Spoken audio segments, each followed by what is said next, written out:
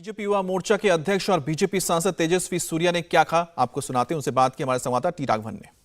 Bharatiya Janata party के युवा नेता और बेंगलुरु साउथ से सांसद तेजस्वी सूर्या जुड़ रहे हैं। तेजस्वी जी, एक ट्विटर हैंडल पे आपका हमने एक पोस्ट देखा, आपने कहा कि मैं बजरंगी हूं और मुझे बैन कर दीजिए। क्या संदेश आप देने की कोशिश कर रहे हैं इस मैसेज के जरिए?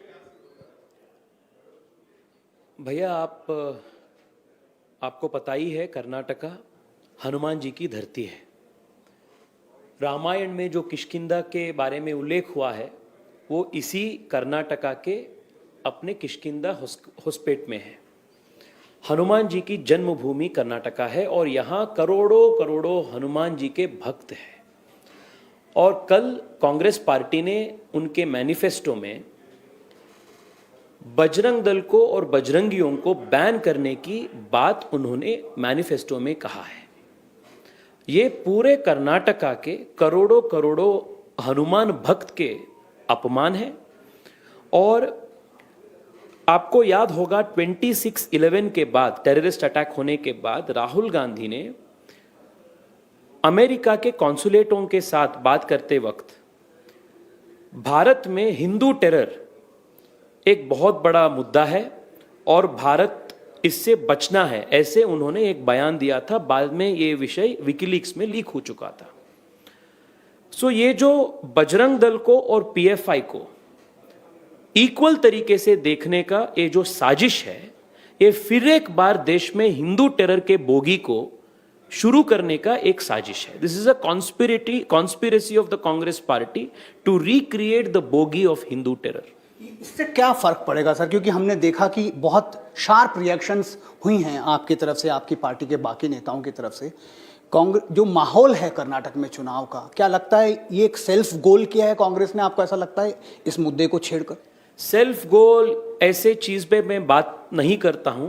ये चुनाव मुद्दे से हटकर बाहर से देखे तो भी ये कर्नाटका के संस्कृति, कर्नाटका के अपने यहाँ के लोकल नेटिव ट्रेडिशंस और यहाँ के जो विरासत है, इसके ऊपर एक बहुत बड़ा हमला है।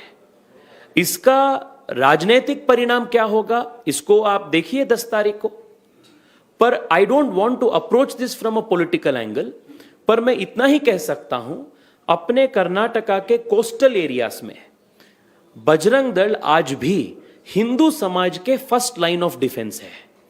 और ऐसे स्टेटमेंट कर हम इसको बैन करेंगे ऐसे बोलकर पीएफआई जैसे टेररिस्ट ऑर्गेनाइजेशन के साथ एक कल्चरल ऑर्गेनाइजेशन को, राष्ट्रभक्तों के ऑर्गेनाइजेशंस को समतल करना, इक्विवेलेंस करना, ये फिर एक बार कांग्रेस पार्टी के हिंदू टेरर कॉन्स्पिरेसी को दर्शाता है। सर, आपने अपने मैनिफेस्टो में यूसीसी की बात की, एनआरसी की बात की। वो अपने मैनिफेस्टो में कह रहे हैं कि अगर हम सत्ता में आते हैं तो जो 4% का आरक्षण था मुस्लिम ओबीसी में, उसको हम रिवोक कर देंगे।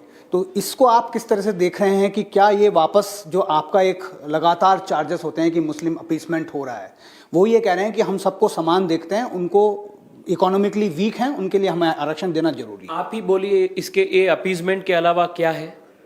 हमने कहा ये जो 4% रिजर्वेशन धर्म के आधार पर दिया गया है, ये असंवैधानिक है, इसलिए इसको हमने बंद किया, क्योंकि ये असंवैधानिक था। वोट बैंक को बढ़ोतरी करने का एक ही उद्देश्य से किया गया था।